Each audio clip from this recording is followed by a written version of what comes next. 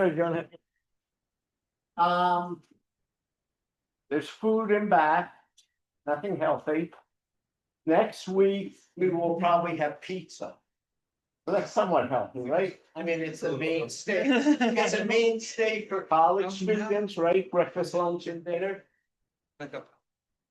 Okay, so a couple introductory slides.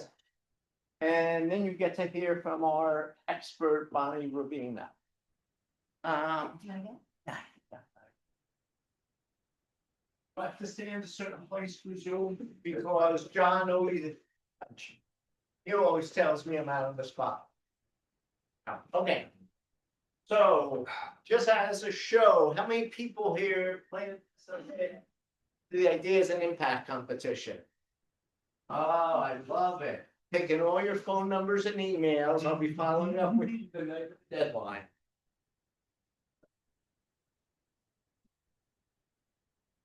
Okay, so real quickly, we are looking for very early stage problem identification, something you think is a need in the marketplace or in the social impact area that you are passionate about. And then the submission form, if you've looked at it, is a couple pages written document. No prototypes needed, no team, although if you have one, that's great. No financial projections at this point. So one track is basically what we call single bottom line. You are focused on generating profit. And that is great because when you do that, if you're successful, you have a ton of money to accumulate. And in my undergrad lean startup yesterday, we heard from someone on the board of trustees who has made a ton of money and is giving back. For those of you in lean startup tomorrow night, you will hear from him. So this is fine. We also have the social impact track, what we used to call the Changemaker Challenge. Again, you've identified something where you think there's a need and you're passionate, and you have a preliminary idea on how to address it uniquely, which is something Bonnie will be speaking about extensively. And our preference is triple bottom line, right? People, planet, profit, because that way you have your financial future within your control. But we also have taken and are accepting nonprofit ideas. If you work with one of the mentors like myself, or we're saving Bonnie not to be a mentor, but someone like Bonnie, what we probably say is that's great. Is a way you can make it for profit and still achieve the social mission you hope to. All right, so you know that. Everyone here has a Temple affiliation, so you are good. Talk to alums if you know them. Faculty, staff are eligible, and students, undergrad and grad. So there is some money. And for this competition, you could, if you win money, you could spend it on whatever you want. If you want to take me to one of the odds, no, I'm only kidding. But you do have discretion on this competition, how to spend your money. Basically, this is how we rate your submissions. And your submissions will all be evaluated to probably around 6 successful innovators, successful entrepreneurs, funders, or successful social impact professionals. That is this, if anyone's is looking for like, hey, where's the portal to learn about this? Scan that code. It is on Startup Tree. If any of you have issues, reach out to me or to Neil Johnson, and we'll help you in. Okay, so a week from today, Mr. Tim Bennett, who's an alum. Anyone familiar with Bennett Composting? Anyone really local? Okay. So Tim Bennett is an alum who has started in a very crowded field a successful composting business. And the way he started was with people on bikes going house to house. All right. And when you think about those of you involved with business model canvases, it's a differentiation, right? How do you get to your clients and pick up? On October 22nd, we're going to talk about funding your initiative and ensuring some financial stability. And we will be addressing both the for-profit and not-for-profit ventures at that point. So now it's time for me to get off and to introduce Bonnie Ravina. Bonnie has a very interesting, eclectic, and global background, and she's going to tell you her story. But just she has been in France for 10 years? More. Okay, more than 10 years. 15, close rounding error, and has done a ton with new startups, with especially in the B2B and technology areas. And she also has coached a ton of companies looking to get funding. And as Bonnie talks about marketing and differentiation, knowing your competition, also think about it for your ideas. And how do you be sure they are innovative? Okay, thank you. Bonnie? Yes, I do. Okay, can everybody hear me? Thank you. I have to tell you before we even start that I'm so used to Zoom that I can't tell you the last time I was really standing up in front of a room. It's a long time because even the other presentations I've given, they've been panels sitting at a table. So forgive me if I'm just a little nervous because I'm a little nervous. Okay, so I'm really, really happy to talk to you guys tonight and to talk about the competition. And we'll get into what all of that means because it's not in a vacuum and that's really key. But maybe just, Alan, thank you for that kind introduction, but I'll just give you a little bit of background about myself.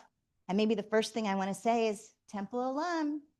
And I got my master's in journalism a while back, 19 whatever. So all you need to know is the 19 whatever, and that's enough. But yeah, I was a Penn State grad, and then I came here for journalism, and it has helped me through my whole career because what I learned is that if you can ask the right questions, which is what journalists do, and you can then make something understandable for your audience, then that's what makes sense. And I know a lot of people go to school and say, I didn't use my major. I'm not sure.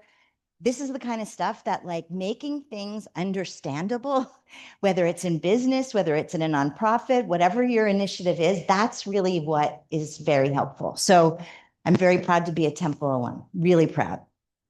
And by the way, I've been in tech my whole career. I actually got hired because I was doing an assistantship at the Small Business Administration here on campus and got to know an ad agency that was welcoming some crazy technology company that was coming to the US and they needed someone for marketing. And was I interested?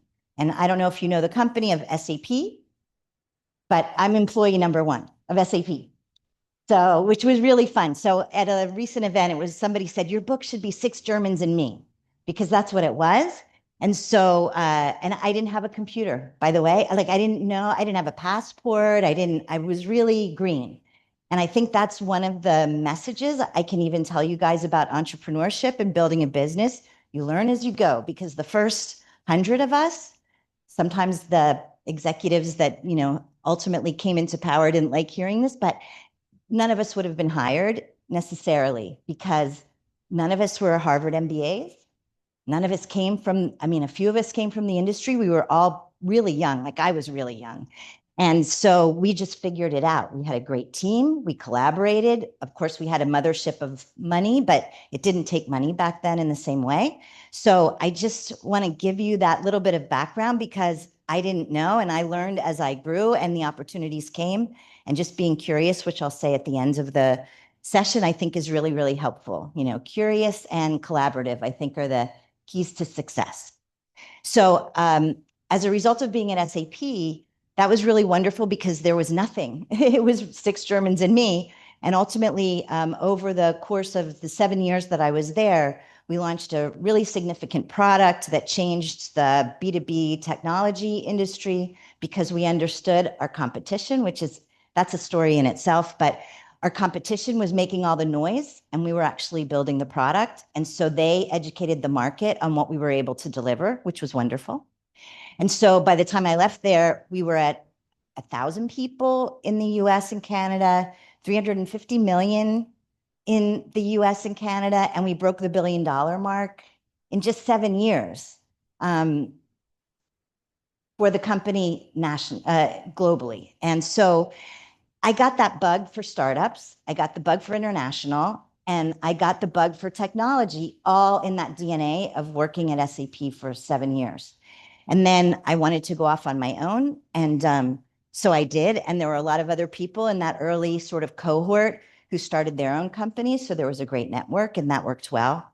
And I don't usually talk this much about myself, but I think because of my start right from school here into that, I think it's just interesting, you know, it's just a question again of being curious and being open and seeing what you can do. So I really liked the idea of working with companies and working with early stage companies. And so I pretty much made the rest of my career based on that, working with startups who had some products, good idea, right team, et cetera, which we'll get to in a second. But it really is about getting the fundamentals, which is what we're talking about today, which is really important.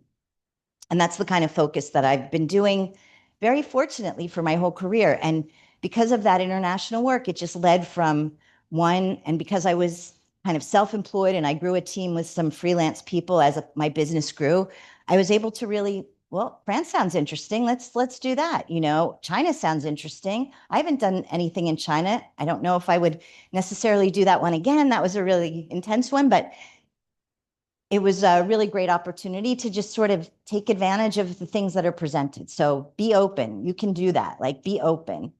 And so that's kind of my career. And so as a result of that, I think there are 2 things that are quite relevant and I think are the takeaways that apply for every startup business, whether you're impact, whether you're consumer, whether you're business. And these are sort of my convictions, is that you should always position and sell higher, like as high as you can up the food chain, because there's a lot of value to that in growth. And it's a way to sort of elevate yourself, which is the next point, being a thought leader and an educator. And this is quite relevant when we talk about knowing the competition and how you can differentiate. If you know more about what your customer needs than anyone else, and you can help them pull them forward and what they need to think about, you're going to win. Investing in customer advocacy from a consumer standpoint, that seems like it's pretty obvious, but really engaging with your customers, understanding what they want, showing them love, promoting them, really being connected with them. That's what makes the difference. And there are companies that don't do 3 or 2 or one of these things, and they're the maybes, they're the okays. This is really what the breakout scenario is, and leveraging ecosystems, which means, and we're not going to get into this in the presentation, but you know, there's always a community around business, whether it's a technology community or a business engagement community or any other kind of community. But just because you may be an entrepreneur, you certainly should not go it alone. And you don't have to, especially in today's mindset and paradigm. It's not about that. You'll hear about the solopreneur, and that's wonderful. That's where you'll start. But it takes a network of other people, other companies that you can collaborate with and grow from. So those are just some of my lessons learned and the kinds of things that I go into all of my client work with and all of my startups that I coach. And yeah, I just should say that too, because Alan referenced that. So I've worked with a lot of startups, mostly in B2B tech, and not just in the engagements of, you know, work, but really a lot of coaching as well with accelerators. I've done speed coaching sessions, how to go to market, how to come to the US, how to go abroad, those kinds of things. And so, yeah, so that's been really interesting because I've probably worked with sort of intimately maybe 24 or more startup companies that were in different stages of, early stage, breakthrough stage, also RANs, failure to thrive, a lot of that because of timing, and probably coached maybe 24 more in these kind of, maybe more than that, in speed coaching and that sort of thing. So I've been able to see a lot of things. And so that's where this consistency comes into play of being able to like synthesize and observe like what works, what doesn't. So that's really the context for what I'm doing here. And Alan, will you tell me when I've gone 40 minutes just in case? And one other thing, as I go through this, if you have questions, like I'd love for you to hold it because I'd like to be interactive at the end about what you're doing, what your story is. Maybe we can do an exercise or two if we have the time. But if there's something that's like, I don't get this, just raise your hand. So if that's okay, we can go on. Okay, so I'm here primarily to talk about the competitive landscape. That's sort of the lead of this discussion and what you're here to understand. But understanding your competition is something that is in context. And my tagline that I always talk about is that everything is in context. Marketing is in context. Competitors are in context. Everything you do is not by itself. It's all interrelated. So you really have to be situationally aware. And that's what it takes to craft a winning business. So when it comes to the competition, it's really about, and I'm jumping right into the detail first, and then we'll go up a level. But this is really what you want to think about when it comes to competition. Alternative solutions, like what are people's alternatives to the problem that you have now? And we'll get into that. Who are the incumbents? And that's going to be very important when you think about crafting your story, your narrative, your value proposition, what problem you solve. And maybe most importantly, for a lot of situations, to get people to say yes, no matter what that is status quo. Like status quo is a competition. Complacency is competition. So these are the kinds of things to just keep in mind when you're thinking about that. So you really want to look at where you fit and what's your advantage. But I don't think that this is something that should be done as go ahead. Why status quo? Status quo is competition because the alternative is if I'm your customer, I don't have to do anything. So why I can just stay the way I am and not make any change. And that's often your biggest competition, especially if you're new. So I want to talk about this orientation and what I call, with the philosophy of positioning, which includes competitive positioning, is GPS, obviously, because it's global positioning. And it really orients your business, and I'm using startup and business interchangeably here, with situational awareness. And does everybody know about that in sort of it's a security term of always being aware of what's sort of around you, behind you, et cetera, not sort of going blindly through or blithely through life. And, you don't realize that there's at best a manhole that's, coming down there or something worse. So this is what I want to talk about first, is sort of to orient ourselves, and then we'll dive deep. So with orientation, we're really looking at the 3 sort of key areas of situational awareness. That's understanding the market and the market you operate in, whether it's the market issues or the business problems, understanding the buyer landscape, and I'm using buyer and customer interchangeably. And for an impact, you could call it your clients, you could call it your constituent. It's all the same. Who are you serving? And that's really the point. Your customer is whoever you're serving, whoever you're delivering value to. That's your customer. And so you want to understand like what's going on for those customers, the landscape that they operate in, because it's not really about you. When you have a business, you have a solution, but it's really about their problem and what they need. So you really need to immerse yourself as much as you can into that customer's world. And that's looking at what's happening in this case, and we'll get into more detail, but strategically, operationally, financially, technically, when you need to do that, like what's happening in their world. And the most important thing, where are the pains? What are their challenges? What is it that they cannot do, that they're frustrated by? And that's really important, because when we get to more about the competition, find out what's not being solved by others that may be out there. And then the solution landscape. So whatever your business is, it's really important to think about, how does that best fit? What are the examples of different ways that people can use your product, clients can use your service or your solution? And then this is where we come to the end of the line. which is the competitors, the alternatives, and the complementary solutions. So don't think of competition necessarily just as, oh, how am I losing? Who am I losing to or potentially losing to? Competition, especially in today's very complex environment, is co-opetition in a lot of ways. So you can be partnering with people who collaborate and have the Venn diagram of you do this, they do that, here's the win in the middle. So think about that in terms of the solution landscape that's out there that may be direct competition, and that's what research is for, and that may be cooperative competition or partners that can really help you grow faster and do things faster. So I'm going to get to this little frame of reference, but the success in going from the idea that I know Heather talked about yesterday, last week, of finding your problem into the actual execution of how do you bring that to market is really establishing the situational awareness and picking up on all those signals to be able to define your value and claim your space. That's really what this is all about. So in order to do that, I think it comes down to 6 core questions. This is what I use with everybody I work with. And it's really, and in even initiatives that I've created, they talk about eating your dog food, you know? And so this is the kind of stuff, it's quite simple, really, on the surface. 6 core questions to help you define what you do, because until you look at this, you won't know what competition to look for. And so this idea of positioning yourself and figuring out what value you provide and all of that is kind of an iterative process where you start with what your hypothesis is. What do you think it is? Then you start doing some research to validate. Then you go back and refine it, and then you go back and validate. So this is the kind of process I tend to think of it as I have a really nice sort of view near a park where I have hawks that are over my deck a lot of times. And if you see the way hawks kind of circle, they sort of go pretty broadly and then they start spiraling down until the poor squirrel is.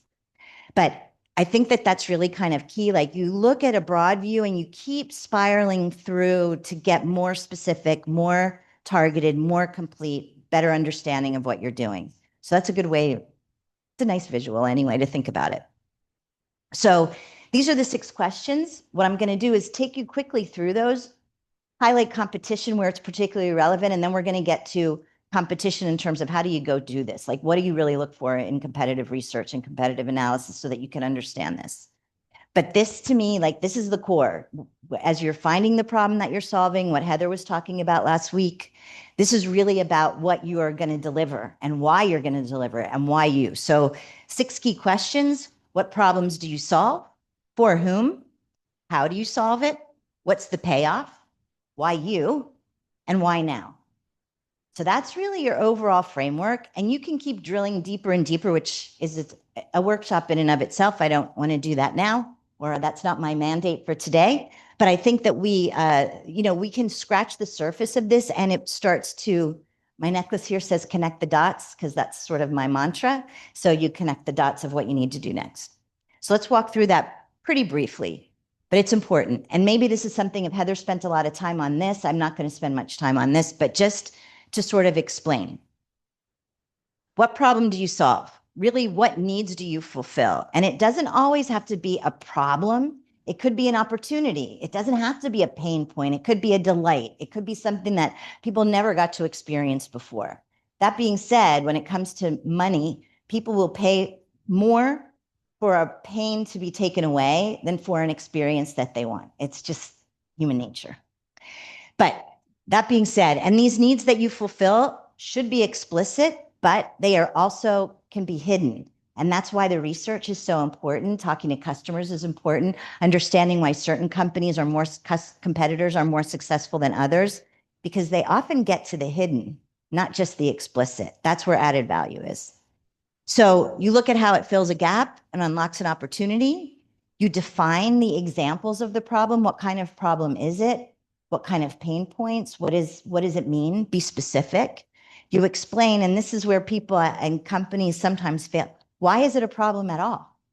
Like, why is this a problem? What are the implications of it? You know, if I can simply just skate through without upgrading my my system or whatever it is, then it's not a problem. If I'm not feeling pain, it's not a problem.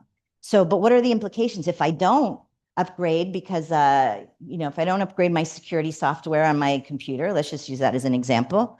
Well, then I'm going to end up with ransomware. Then I'm going to end up with bugs. Then I'm going to end up with other kinds of problems. It's going to slow my performance. It's going to cost me more later. So what are the implications of the problem? Really sort of dig deep into that.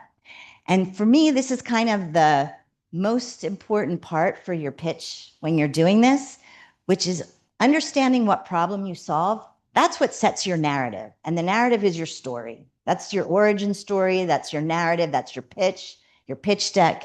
And it's kind of like, imagine a world, which I'm sure you've heard that kind of phrase, but to be able to say, this is the problem, this is how you're experiencing that problem. Well, imagine a world where this happens instead, boom. Then you've sort of set something up of surprise and interest and that sort of thing. So that's what problem do you solve? For whom? This is also an area where people tend to forget. Your customer is not everyone. Not everyone is going to buy your product. If you're a nonprofit, if you're an impact organization, you're not serving everyone. You have very specific clients in mind, very specific customers in mind. And so you need to describe them, and you need to describe them in a couple of different ways, like the mechanics of your customer. What do they look like? Where do they live? How much money do they have? Because you've got a target. You're not going to be able, especially since you're in early stages, you don't need to reach 1 million people, maybe not even 100,000 people, maybe not even 1,000 people. If you don't get your first 10, you don't get to the next 100. So think about breaking that down, and it becomes, first of all, less daunting because, okay, I can get 10, I can get 100, so I think that's important to think about, but really understand who they are and what they do, like who's going to use it and who's going to pay for it. And that is not always the same thing. And you can look at that in a million examples. The kids say, Mom, let's go to McDonald's. Well, it's mom that's got to approve going to McDonald's. Silly example, but there you go. So really understand not just who your client is, but who has to pay for that, because those are different arguments, different needs that you can fill, different messages that you want to convey. Think also about their personality. Like, are they an early adopter? Everybody's getting the latest iPhone. They want the next generation of everything. There's a certain segment of the population that wants that. And so they're going to go take the risk because they want either for whatever reasons. And that's part of what you want to describe. Why do they want to take a risk? What's in it for them if they're taking a risk? Is it because they can be cool if it's a personal kind of thing? Is it because they show innovation if they're a business? Is it because they align with values for, let's say, an impact organization? Why are they willing to take the chance? And so that's something to think about. And if your buyer isn't that buyer, then don't go after them. They may be what we call fast followers, like, oh, I'll let the other people have the pain points. I don't know about you guys, but with my iPhone, when it's the next level of software, when they have a big update, I skip that. Because I don't let everybody, it doesn't matter for me. When a lot of the AI models are coming out and we just released ChatGPT 4, okay, I'll play with that later. Not months later, but I let other people go through that. It's not interesting to me. And that's just, different people. And then you have meat and potatoes. Do you have a meat and potatoes customer that really I just want the basics, no frills, I'm fine. You can think about that of Southwest Airlines, for instance. And same thing with price conscious. I just want the cheapest one. I don't even care. All I'm going to deal with is price. And of course, a lot of the businesses that you're going to be starting, people are price conscious, but you shouldn't just compete because you have the lowest price or you'll give it away. It has to be of value, even if it's free. So just those are things to think about. And then, of course, the location. And location isn't just what geography am I targeting. It's really more importantly, especially now, where do they live online? Are they online all the time? I have an app that we're working on it's really meant to help organize the chaos of intentional saves from bookmarks, where people just always save this content, but they never go back to it. But they live online and they don't want to miss it. So they save it. And so they're just the profile of that particular person is an always online person. So that's important. So it's about the demographics, the psychographics, and the geographics in marketing terms for your classes. That's really the for whom. How do you solve it? And this is where we'll get a little bit more into your little elevator pitch. But think about and define, write it out, speak it out, and let it be transcribed, whatever. But what's your recipe here? Like, what's in the box? What am I actually buying? How does it work? How do I work with it? What does it do? Tell me what this experience is when I own this or use this or get serviced by this. What's the whole product is something to think about as well, because it's not just that you're offering, I don't know. It's not just that you're going to the taco truck. The taco, it's really not the taco. It's the experience of going to this taco truck, and it's a cool place to go. And so even just going to Fishtown or whatever, that's, that's part of the whole product in a way. What's unique, which we're going to get to a lot. And this is really competitive understanding. So when you think about what's unique, it's what's unique relative to what. So, and we'll get to how to sort of find your first best only. So that's the story with that. Any questions or anything so far? Am I too deep? Is this losing anybody? You won't offend me. Okay. Yeah.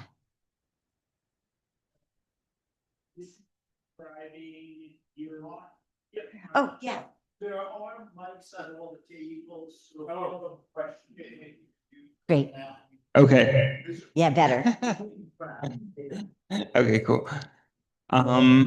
So I'm just like, okay, so this is describing your marketing approach. No. This is describing your product To who? to your buyer. What problem do you, what am I actually selling? How's What are it you different buying than from me? marketing? Well, your market is the market writ large. You can say describing it for your market, but you're not really selling to a market or communicating with a market. You're communicating for whom? To a specific audience. So this is describing, do you have a business now, or Yeah. so what do you can we talk about it? Sure, electronics purchasing. Okay. I'm trying to start a new business, but yeah, that's what I currently do is like, Okay. Yeah. Great. So it's about what's the scope of service that you offer. Okay. Okay. Well, that's simple. Okay. So this Yeah. is describing the scope of service. Yeah, I think that's helped. I get that. Okay, Thanks. cool. All right, what's the payoff? And this too is absolute in terms of your value, but also relative in terms of competitive or other alternative values. So let's keep it clean for now and think about the payoff. Like how do they win by getting this? Are they saving money? Are they saving time? Are they getting a wonderful experience? Do they need fewer resources, which is the world we live in now? What's the ripple effects? If you can purchase electronics through this particular service, you're going to cut out the middleman, or you're going to pay less, or you're going to get it delivered instantly, or I'm going to customize it exactly to what you need, etc., which makes your life simpler. It's more tailored, that has value, and that goes down the line. Sometimes the value story is twofold, and this is really important in terms of the payoff and the benefit in the social impact world. So this is about the commitment to your principles. Like, you wanted to create a solution that would solve X, Y, and Z, and you are delivering that and helping them achieve X, Y, and Z, making the world a better place, getting people into the job market faster, simplifying the application process, any of those things. That's maybe a way to look at that. And then there's always the ROI, which more in a business than in an impact thing, but always think about the bottom line and quantify that as best you can. Even if it's something that you play with to try to, I don't mean play with like fake numbers, but what I mean is you may not have a clear definition of, oh, by purchasing my electronics through, what's your name? Mark. Okay, so by doing this through Mark, it's faster. I don't know if I'm saving any money. Okay, well, how long did it take you before? What's your hourly rate? Now now it takes you half that time. Okay, so there's some quantification. Don't ever fudge numbers. I should say this because these are, as a student body here, ethics really matters. And as if I could just get on a minute, not even a 20-second soapbox, ethics have never been more important. And business integrity has never been more important, and it's never been more ignored. So just that's the one thing I will leave you with is just whenever you can do the right thing, do the right thing. Don't do the wrong thing. Don't do the wrong thing because it comes back one way or another, which includes when we talk about competitors. Don't be evil about your competitors. Don't smear your competitors. You can stand on your own value. And so I can tell you about situations in the software industry where competitors, SAP really was a good guy. I promise you that. And the competitors were evil. They would send, they'd send documents to reporters that were all kinds of things that you couldn't even imagine. So I think it's important to just be good. Okay.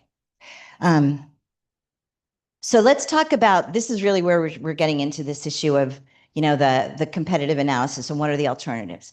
The fifth part of GPS is why you. So we talked about what problem do you solve, for whom, how does it work, what's the payoff? But this is really important in differentiation. Why you? Why are you best suited to solve this? And why is your solution or service best at it? And the better mousetrap is a little bit of a tongue-in-cheek kind of joke because that's, building a better mousetrap isn't always the right way to do it. There's lots of other ways to have a better product. And so as you think about the problem that you're solving, and this is a core part of this, creating your pitch and creating your story, think about what it's doing in context. It's filling a gap, and we'll get to the finding your gaps, but it's filling a gap. There's a need in the market. You've researched. It doesn't exist, and it doesn't exist the way you're doing it. That's important. That's different. First best only is my bottom point there. That's really the takeaway. Look for areas where you're first, where you're best, where you're the only. That's what differentiation is. So it doesn't really matter. And you only know that by researching some of your competition. But first best only, if you remember nothing else about positioning and competitive positioning, first best only. Then, of course, it's filling a gap. It combines the best of X and Y. So it's sort of the Reese's peanut butter cup. They're great. They were great independently, and they're even better together. It costs less, which if that's all you have to go with, I'm a little suspect because it's not going to take more than another competitor coming up to cut the price. And then what are you going with? So just competing on price usually isn't enough. And understanding that you're way cheaper isn't always what your customer really wants. They may want to spend the money because it has more value to them. So that's a really key point. Works faster. That's a big one. Everybody's busy.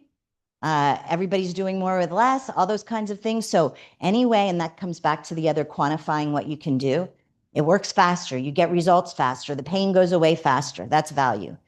Innovative approach. If you have a great way to solve this that people didn't think of, like this composting on bikes that you just talked about, Alan, that's awesome. That's innovation. That gets attention. It may not close the sale, but it gets attention. And if you don't have attention, you can't close the sale anyway. So that's step one. And so I think, but the other thing about this, and because I'm in technology, I want to say that technology for technology's sake really means nothing. It's a means to an end. Even now with AI, AI is everything and everywhere all at once, but it's still an enabler, we hope, to how you can think better, how you can serve customers better, at least at this stage. So think about it that way. It's not technology. Just because you have the fastest chips doesn't mean anything unless you can explain that in terms of value. And I think there's some handout material in the back of this deck from some other previous workshops on this topic that have some good examples of that kind of thing. Okay, so that's the part A of why you. And then particularly in the social impact and particularly in the age of the solopreneur and social media, it's really your origin story that matters more than ever. Like, what's your story? Everybody's watching Shark Tank or any of these other things, and or The Voice or anything else. It's that origin story of why were you driven to solve this problem that makes you passionate about it, that makes you an expert about it, that drove the values that you really want to push into the world. So that's really where, and how do you show that though? So you have expertise, passion, and vision, but it can't be empty words. You have to show that commitment. It may be a commitment to your customers, to your employees, et cetera. And that's really where this aligned values comes into play, because you want to attract a certain kind of customer, a certain kind of client for your service, for your impact business.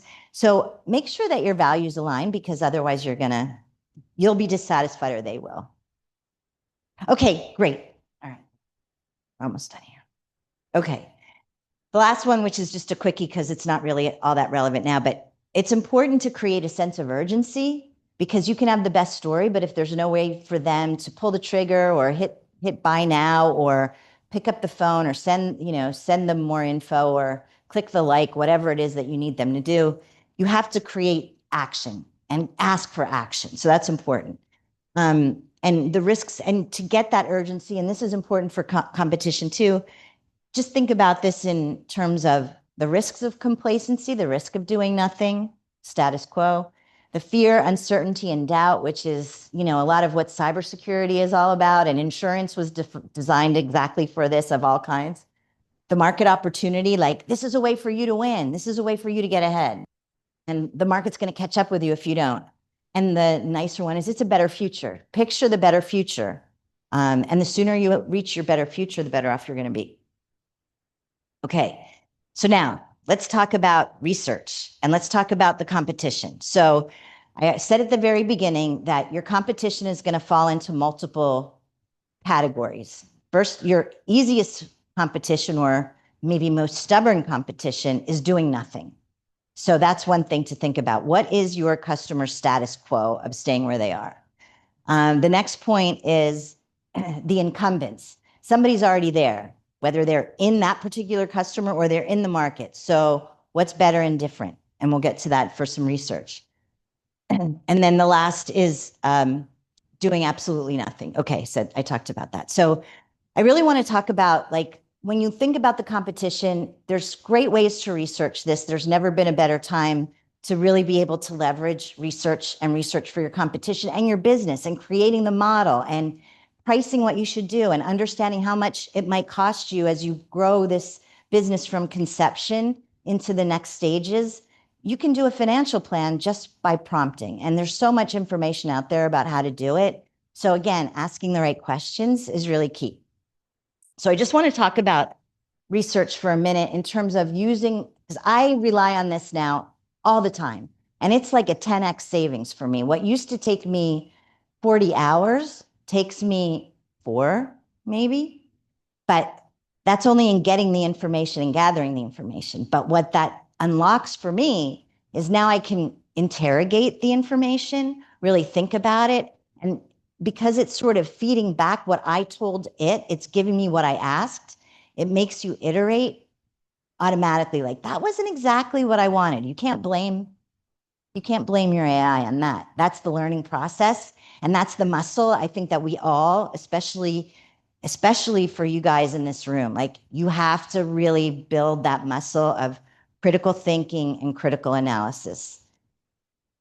Okay, so I just wanted to talk about this because this is the best way to do it. And of course, there's everything else. If you understand who your competitors are and who's out there, who else is doing it. And I have a little prompt that you can just start with that might make it easy. But besides the AI thing, there's investor reports, there's analyst reports, there's all kinds of things which AI will generate all of the links. Make sure you, as you're learning about this, interrogate the sources, look at the links, because some of them are not accurate, but some of them will really allow you to sort of dive in. So I think what's really important about this too is know the flavors of the different AI models, because, and is everybody using something? Are you using, no? Okay, you have homework. Okay, well, if that's okay. I'm not an evangelist for this, but I think once you do, it's like a lot of things like, oh, why didn't I do this sooner? But I just wanted to say one thing because I kind of assumed that people are using a lot of AI to do their research. But what I found is like they have their own personalities and their own flavors. So just to give you a sense of that, and I don't know whether you guys are finding this, but I'm always going through Perplexity, Gemini, ChatGPT, and Grok. And what I found, and I've asked other people about this, I look at Perplexity as like just the facts. Give me the facts. Very specific, not a lot of frills. You'll get the data that you need. I look at Gemini, on the other hand, is the overeager intern that when you really just want facts, they'll give you 40 pages worth of research, some of which doesn't make any sense at all, but it's a lot of content. So it looks like they did a lot of research. So just be aware. Now, there's great context sometimes for that, but okay. And then ChatGPT is one I kind of, in some ways, although it's getting better and better, I worry about the most because I found the more I interrogate it, the dumber it gets sometimes. Like, you were there, now you forgot to do this, now you didn't do this. So, and it's going to tell you that you're doing great. Great idea. I just had a conversation with somebody who said to me, oh yeah, I kept running this through ChatGPT. I refined my business plan and and I asked for the feedback from ChatGPT and they said, well, you need this and this. And finally, after the 5th try, it said it was great. No more questions. It's going to tell you that it's great. That's not ChatGPT's job. That's your job. So, and then the last thing, which really very much surprised me, is that Grok is the least hallucinogenic, so to speak. Like, it's the clearest information. It's the most accurate. I've really tried not to, like, I want that to be wrong sometimes for other reasons. So I think that's key. And then I'm curious, how many people in here are using Notebook LM? Nobody. Okay, this is going to blow your mind. When you get some of this, your business problem or your startup problem that you want to solve, and you start putting this stuff together, go to Notebook LM. It's a Google product, and they will create, you can upload as much material as you want, including the research that you get from here, and you can ask for a podcast. And it gives you a 15-minute podcast with 2 speakers. They both have lovely voices, a man and a woman. And you will get insights and a way to hear back what you're doing. So before you're pitching, that's a really interesting thing to do. So I highly recommend that you use that to sort of understand it. And if some of this stuff gets too overwhelming in understanding the competition, you can throw it into Notebook LM and they'll give you a slideshow, a story to tell, which is really wonderful. So I really highly recommend this. All right, I'm almost ready for questions and discussion. So research prompts, I thought about putting together a mock one, and I just figured, think of this as a bit of a checklist. Like, if you want to get some information on competitive research, market sizing, launch plans, you put in a brief product description or service description, the market category that you're in, because you don't need too much information. You know that. That's some of the fundamental stuff that you're going to do. Maybe a competitor or 2 as an example with a URL, and then say, give me the typical customer profile for this. Tell me what the right events and channels are. Like, where are they? Where should I be? What kind of social media profiles are out there that are following or promoting or influencing this kind of stuff? And what kind of content is out there in social media? And what are the strengths and weaknesses of that particular competitor, these competitors' products? That's going to iterate because you might see the results and then it might give you a chart and then you say, I want to know more. I want to know more who buys this versus who buys that. But that's a good basic, like, get a little bit of a picture. And then, of course, personal interviews for understanding your competition that's important, especially if you're in doing social impact and especially if you're doing consumer products. Why do you use X? What value does it bring you? And this isn't necessarily to get them to buy your product instead. It does, by the way, happen to be a nice soft sell approach because you're just researching. But of course, you're going to make a nice impact and an impression, and they're going to remember. And when you go back with a solution that's a little more mature, you're going to talk to them. What would make you change to something new? Really try to understand that. and what's missing that you wish you had.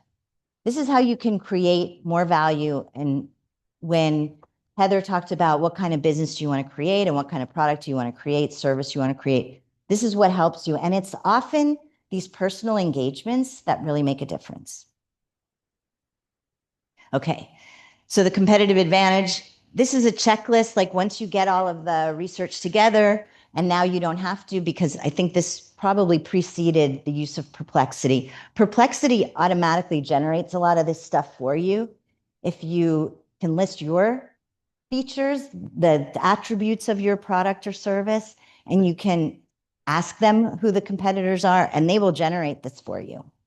So, but I'm putting this up here because it's a great way to look, because you break apart the value of your product. Like I said, what's in the box and what's the payoff of it. So you put yours and then you put it against the others, and there's a click here. And this is, this is what I get back from Perplexity and Gemini and stuff like that all the time. And then you interrogate it. So don't just take anything at face value, but you don't have to, it's not as painful as it used to be. So all of that, and this is really what this comes down to for the purpose, particularly of this pitch that you're doing, the competition. And what you really want to ultimately be able to do is you're still in this stage of figuring out what problem and what product and all of that you're going to offer. But ultimately, you need to get to this, the 1-minute elevator pitch. Does everybody know what an elevator pitch is? No. I don't think that you need to have it, and depends on how fast the elevator is. So I think if you can say this in a minute, you're in pretty good shape, especially if you have some complexity. But this is a fill in the blanks. And there was a Mad Libs version that was from like 2010, but this is my version. We help companies or people that do X. Who are they? What do they do? They solve the problem of, and this matters to that buyer and user because, and this too, you can try to do in AI and see what it comes back to. This matters to the buyer because, so our product does this. We figured out a way to solve the problem, overcome the barriers, combine X and Y, change and improve, because we know the problem. We know the pain that you're feeling. And that's different from alternatives because first, best, only. We've been able to do it this way. So that's your payoffs. And as a result, our customers are able to. And then what I think most elevator pitches fail to include, and it is really, what's your ask? Like, I'm going to just quickly, what do you need them to do? So we're currently raising funds, or we're currently testing a new solution, or we're currently opening offices and partners, recruiting. So what do you want? What will you do for them in return? Like, not just what I want for you, but why is this good for you? Hi. It's going to be You mind using this one? Put it on. Yeah, maybe. Okay. Can you guys hear me? Oh, okay. All right. So that's really the point. And these are really the takeaways. Who's the audience? Because you're not telling the story to everyone all the time. You're telling the story to a potential employee, a potential investor, a potential customer, a potential partner. So think about that and frame it in those different ways, rehearse and have that ready. And remember, this is the most important thing with them. What's in it for me? And keep it simple. I don't like when people say, oh, explain it so that my grandmother can understand it. Because unless your grandmother is going to buy your product, that's kind of patronizing. But the point is to keep it on par with your audience who doesn't know that much, who knows nothing about you, but knows the space because you're selling into them. So that's basically that. Okay, so that's really that's the end of this kind of frame and how to use it and how to understand the competition and to make sure that you think about the competition and what you're doing. So just to conclude, I just wanted to talk about the journey that you're on with this. And it's really the value of entrepreneurship because it's agency that you can have and freedom and options that you can have in a way that you can't always get. That being said, being in a company to learn the basics and understand the process and see sort of what other things look like, good and bad, provide some context and wisdom.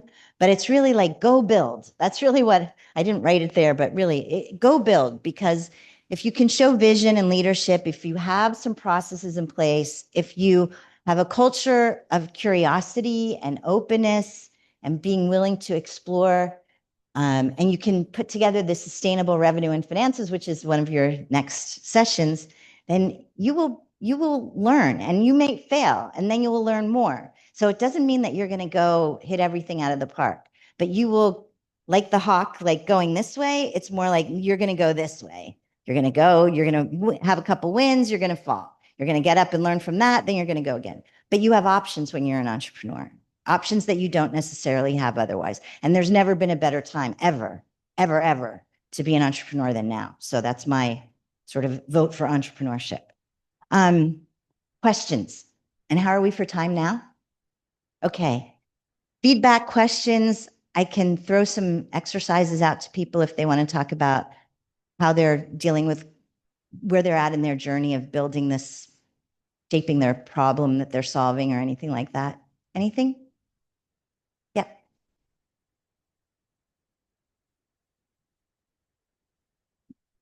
Oh, they took your, there you go.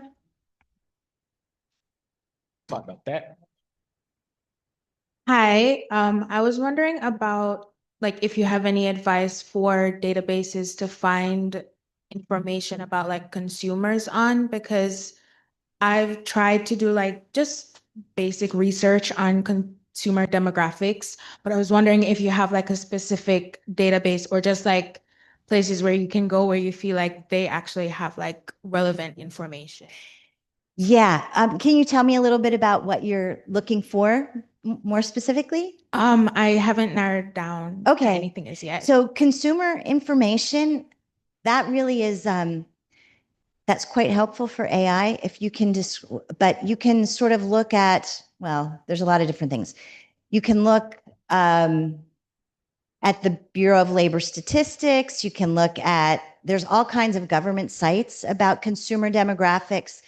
It's usually best to look at that in the context of how many women, and even if you don't have the product yet, maybe it's like, I want to create a women-driven business, or I want to focus on a particular group.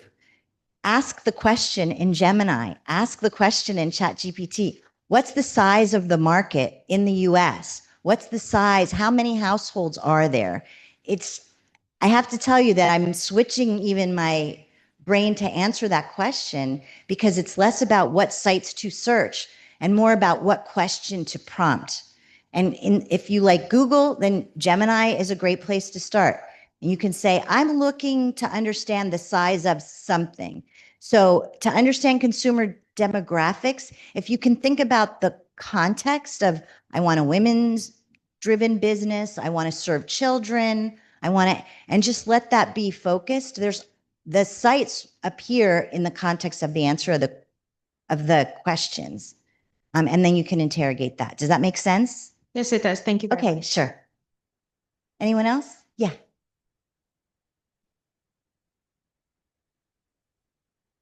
Ooh, there you go. Now,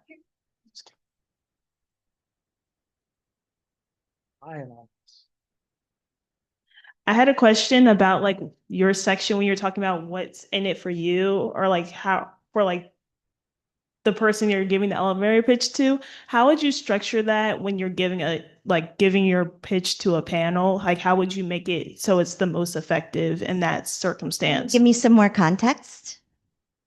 What kind of a panel? Like the panel that we're going to be doing it for, or like Okay. So your ask is to I want to win this competition because, right? I want to come in with first prize because I'm doing X, Y, and Z. And I'm going to be super motivated to keep going with this. And it could be, what's in it for me is the panel wants to see ambitious would-be entrepreneurs. So this is really helping me grow, you know. The what's in it for me, that's interesting. I'm not sure, Alan, how would you answer that question? If I can put you on the spot. Why not? judging panel that you're passionate. The best thing, and Bonnie mentioned this, if you could talk about why. So, I'll give an example again from the Board of Trustee last night, who started an amazing autism care business. It was because he had an autistic daughter who wasn't getting diagnosed or whatever on time. But it doesn't have to be that. I mean, it could be, are you doing social or more, it could be something that you see that just moves you, or statistics you see. There was one of these charity concerts or whatever by an actor, Gary Sinise or whatever. And he talked about how, like, I'm going to make up a number, 50% of the homeless are ex-veteran, or, are veterans who serve this country or whatever. Well, I got pretty passionate about that, right? So it could be anything you see. The other thing that has been suggested is ask yourself in the morning before you go out of your house, wouldn't it be great if? And that's whether you're doing social impact or not social impact. One example I saw, her brother-in-law was a sous chef or something and, not very stable. So her thing was, well, wouldn't it be great if my brother-in-law had a steady job? And she introduced him to a bunch of people who really bought into his concept, and he started a restaurant, which is now a chain. So that may just be a thing, right? Wouldn't it be great if? And if that rings a bell with you, that's fine. Did I answer the question? Yes, it did. Thank you. Anyone else? Yep. Pass back and forth. So I wanted to know, like, with the advent of AI, do you see like any opportunities or like trends that we could solve in the B2B space that was not possible like 5 or 10 years back? Did everybody hear the question? What problems can be solved with AI in the B2B space that couldn't be solved before? There's any number of it. And it really is, it's really about streamlining processes in B2B. That's a huge part of it. How do we automate more of the process? How do we to be very sort of techie, how do we remove friction in the process wherever we can? That's really what AI is doing. And it's also, there's a lot of automation that can be done so that you can escalate to a person more relevantly. So it's automating a lot of the processes that are broken, or most processes are automated, but they are hidden and sort of all backed up in plumbing, So it's doing a lot of that. There's any number of things. And it's good and bad. There's all kinds of things around marketing where AI is solving, where you had a team of, I just had this conversation with a recruiter friend of mine yesterday that she has a CMO client that took their team, sorry to say, but this is why critical thinking is so important, took the team from 80, it was a big company, 80 people in marketing to 40 people in marketing, because a lot of their content, not the final thing, it has to be authentic, but a lot of the basic work can be done in AI. This research stuff, another example, like I had a client who wanted to launch a product, and they were in a very specific, okay, we are doing this sort of marketplace of shipping loads from manufacturers to carriers who have trucks all over. And we want to sign people up for this. I've got a load, I've got something to deliver, etc. Well, you could go, there's like 300,000 registered truckers in the US. How are we going to try to test this product? So we said, well, how about furniture manufacturing? That's it's the kind of thing where they have one product at a time, a lot of cases. It's the last mile to a customer, et cetera, et cetera. Okay, well, how are we going to figure that out? Well, let's see. A lot of these truckers go cross country, blah, blah, blah. How do we reach them so they can sign up for this? It's called a load board. How do they sign up for this? Okay, so this was my quest in AI. Like, okay, I need to figure out where can I place advertising? Where can I get visibility? How much is that going to cost me? And if I had 100,000, 150,000, or $200,000, how should I spend that over a quarter? I got that answer back in 15 minutes. Like, this is the kind of work where before there would be teams and there would be calls and the sort of elapsed time. Oh, well, let's look at the media kit. Oh, well, let's look at this. Oh, now we have to negotiate a price. Oh, now we have to figure this out. That would have taken 2 weeks in elapsed time. So those are the kinds of B2B pains. And I mean, for you guys, this is sort of what I want you to be hopeful and not threatened by this, because it's critical thinking and judgment and being able to, that's another reason why doing internships and sort of being attached to people who have experience is never more important. Because even before AI and you had all of this remote work and COVID and everybody's working from home and nobody's together, so you have no one to model. So find opportunities. You have to be, even if you're not going to be an entrepreneur, your career is entrepreneurial now. So you have to attach to people and just be ambitious about that. So you can see how, like, you may not have that early experience, but you can understand how people with 10 or 20 years of experience come to the conclusions and make the decisions that they make. Does that help? Okay. Like a quick question about in your experience, people that were more like introverted, that were the most successful and they sort of maybe introverted or like not like the most naturally like super hardworking and introverted, like not like extroverted, energized people, but more like not as more chilling and more introverted, like they were the most successful. Like what aspects of all of these different elements did you see in them that was the most critical aspects? Does that make any sense? Yes. Like, okay. You have to be an expert.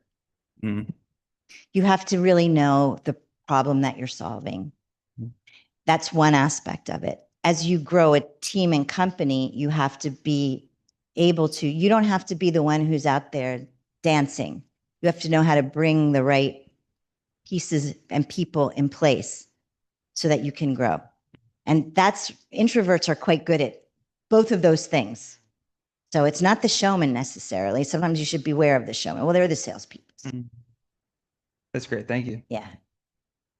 Okay, next question, then we'll go, and then we'll have time if Bonnie's nice enough to stay for a couple minutes for people to repeat it. So if you are truly like the first to create something, what do you base your competitors off of? If there actually aren't any, do you base it off of like the market or the companies that you're looking for and how they're spending their money, or what? Yeah.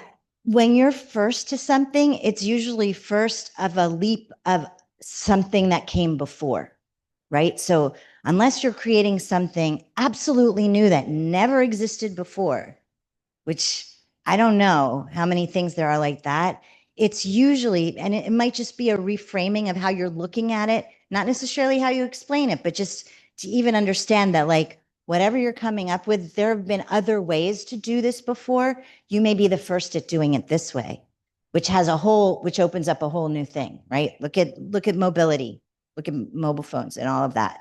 The first iPhone or the first whatever. So it's most things, nothing new under the sun. But the way you approach something or the technology that breaks through to allow for things to happen, and that could be first, that's part of your story. Why are you the first? Because this couldn't be done before, and you're seeing that, and you're seeing the value of that. Okay. Okay. Really quick too, in the girl that was first over there. If you're a Temple student, you have access to MRI. It's a advertising database, and you can do a lot of research with that. It's Good. called MRI. Thanks. So we didn't do exercises because I thought it was kind of better to, at this early stage and watching Heather's, that it was a little bit better to just have some Q&A than to do exercises. So the content here is available to you. I have other kinds of templates. Please, you can reach out to me. My content, my link's in there under my name. And I'm happy to answer questions if you want to reach out to me. So thanks.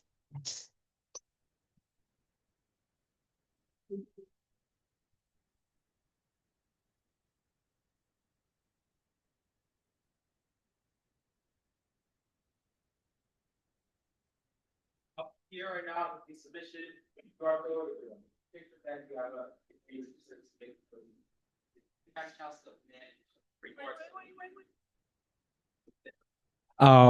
And then here are the suitable codes in the Fox Forward, if you need those. Yeah.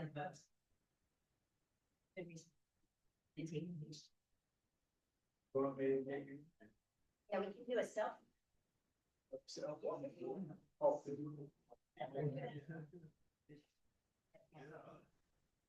think the students are gonna better. First, everybody say hi. Dave, and say hi. Temple. You're coming to homecoming Saturday? Yeah, it's weird. What are you doing? Yeah. Because they're not gonna like. Excellent. All right. Excellent.